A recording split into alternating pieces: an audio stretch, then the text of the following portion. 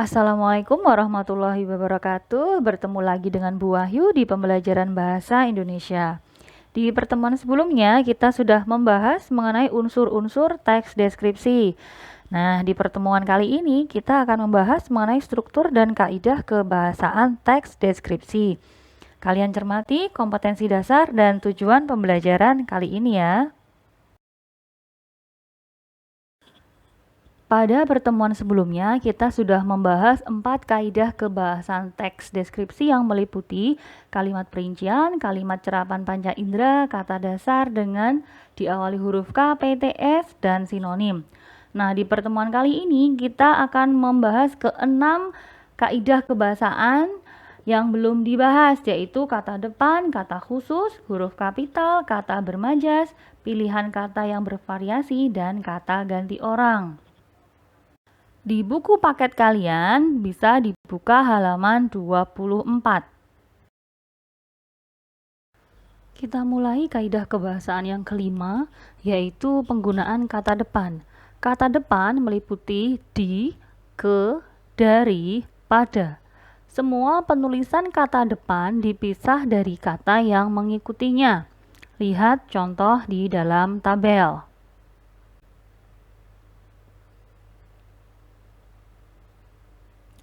Selanjutnya, kalian kerjakan tugas nomor 1.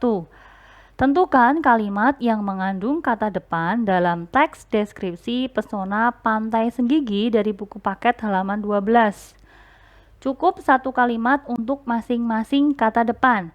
Jadi, kalian cari 1 kalimat yang menggunakan kata depan di, ke, dari, dan pada.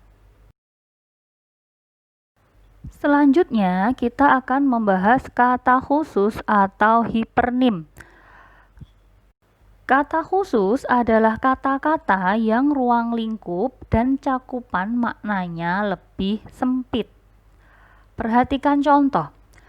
Kata umum indah mempunyai kata khusus elok, molek, cantik, menawan, memesona, dan menakjubkan. Kata umum melihat mempunyai kata khusus menonton, menyaksikan, memandang, mengamati, melirik, menengok, dan lain sebagainya. Kata umum buah mempunyai kata khusus apel, mangga, melon, jeruk, anggur, semangka, pepaya, pir, jambu, dan lain sebagainya. Mudah kan?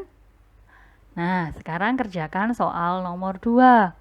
Tentukan 2 kata khusus untuk kata-kata umum berikut ini. Jadi, kalian cari 2 kata khusus saja untuk masing-masing kata umum, bunga, dan alat tulis.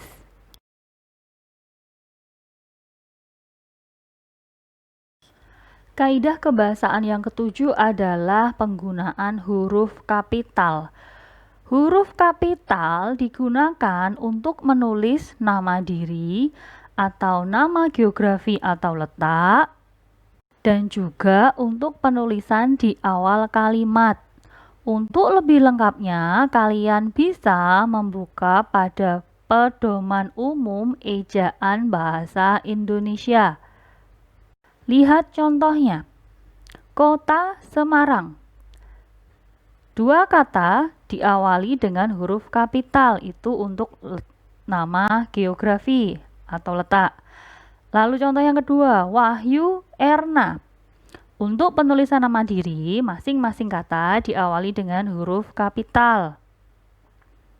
Nah, sekarang tugas nomor 3, kalian tuliskan 3 contoh penggunaan huruf kapital dalam teks deskripsi pesona Pantai Senggigi.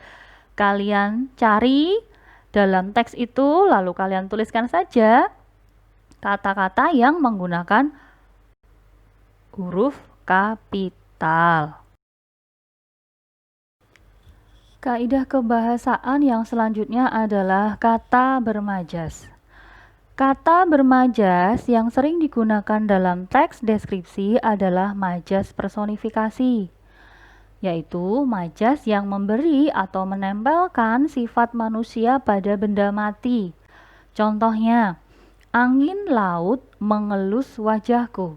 Angin laut itu benda mati, tetapi diberikan sifat manusia yang bisa mengelus. Seperti itu contohnya. Contoh yang kedua, batu karang menjaga pantai. Jadi batu karang ini menjadi seolah-olah hidup karena sudah diberi sifat manusia. Nah, di dalam teks deskripsi pesona pantai Senggigi juga ada penggunaan majas personifikasi. Tugas kalian temukan 2 contoh penggunaan majas personifikasi dalam teks tersebut. Kita lanjutkan. Kaidah kebahasaan yang ke-9 adalah pilihan kata yang bervariasi. Hal ini berhubungan dengan kaidah kebahasaan yang sebelumnya, yaitu penggunaan kata umum dan kata khusus, di mana penggunaannya tergantung pada konteks kalimat. Perhatikan contoh. Kalau kalian perhatikan sekilas, 4 kalimat A, B, C, D itu hampir sama. Apa yang membedakan? Betul, kata yang bergaris bawah. Melihat, melirik, menonton, menengok. Nah, kita pilih yang sesuai konteks atau sesuai keadaan. Kalau ada orang yang sedang dirawat di rumah sakit, apakah kita melihatnya, meliriknya, menontonnya, atau menengoknya? Nah, menurut kalian yang paling benar kalimat A, B, C, atau D? Betul sekali. Jawaban yang benar adalah kalimat yang D. Nah, itulah yang dimaksud dengan pilihan kata yang bervariasi. Penggunaannya tergantung pada konteks kalimat. Ya, yang benar adalah ayah menengok adiknya yang sedang dirawat di rumah sakit. Nah, sekarang tugas nomor 5. Kalian tentukan pilihan kata yang tepat untuk kalimat rumpang berikut ini. Ya, ada 2 kalimat, tentukan kata yang tepat untuk mengisi titik-titik dalam kalimat tersebut. Sampailah kita di kaidah kebahasaan yang terakhir, yaitu kata ganti orang. Kata ganti orang sebenarnya banyak sekali jenisnya. Kalian bisa lebih lengkap mempelajarinya di buku Pedoman Umum Ejaan Bahasa Indonesia. Nanti Bu Wahyu tayangkan di slide terakhir seperti apa bukunya. Ya. Kata ganti orang itu digunakan untuk menggantikan orang, baik satu atau banyak orang di kalimat sebelumnya, supaya tidak terjadi pengulangan yang sama. Lihat contohnya. Ibuku orang yang sangat baik. Kata ibuku kita ganti menjadi dia. Jadi yang dimaksud dia adalah ibuku dari contoh kalimat yang pertama. Nah, dari contoh kalimat yang kedua, lihat. Aku ingin menjadi anak kebanggaan ayah dan ibu. Berapa orang yang disebutkan? Betul, 2. Maka kata ganti orang untuk menggantikan kata ayah dan ibu adalah mereka. Nah, seperti itu, ya.